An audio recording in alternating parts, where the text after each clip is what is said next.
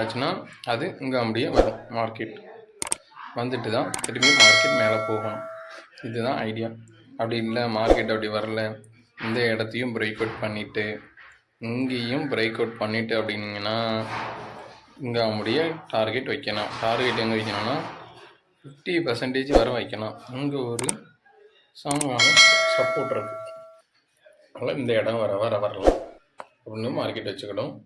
இதுதான் நிஃப்டியோட லெவல்ஸு. யாரும் அவசரப்பட்டு செல்லு தான் எடுக்கணும், இம்பேலன்ஸ் இருக்குது செல்லு எடுக்கணும்னு நினைக்காதீங்க. கைக்கான வாய்ப்பு அதிகமாக இருக்குது. ஏன்னா குளோபல் மார்க்கெட்டில் எல்லாமே இன்றைக்கி பாயிண்ட்ஸ் அதிகமாக இருக்குது. குளோபல் மார்க்கெட்டில்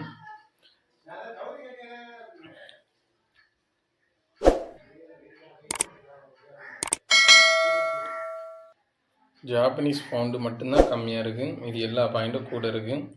அதனால் குளோபல் மார்க்கெட்டில் யாரும் இன்றைக்கி செல்லு தான் எடுக்கணும்னு நினைக்காதீங்க.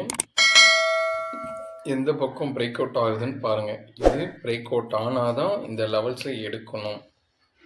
அதண்டி பிரேக் வெயிட் பண்ணணும். நம்ம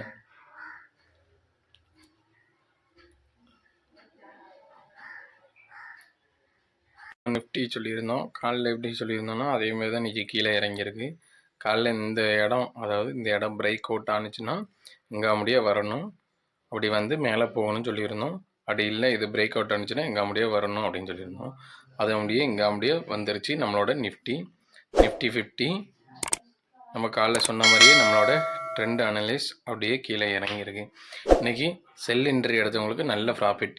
எங்கே செல் என்ட்ரி எடுக்கணும்னா இந்த இடத்துல பிரேக் அவுட் ஆகிருக்கு. இந்த இடம் பிரேக் அவுட் ஆகிருக்கு, ஒரு புல்லிஷ் கேண்டில் கொடுத்துருக்கு, ஒரு ரீகரெக்ஷன் எடுத்துகிட்டு அதாவது இந்த இடத்துல இருந்து நீங்கள் ஒரு செல் என்ட்ரி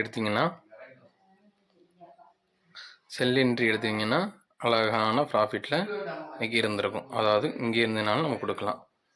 எத்தனை பாயிண்ட்டுன்னு பாருங்கள், கிட்டத்தட்ட 125 பாயிண்ட்டு.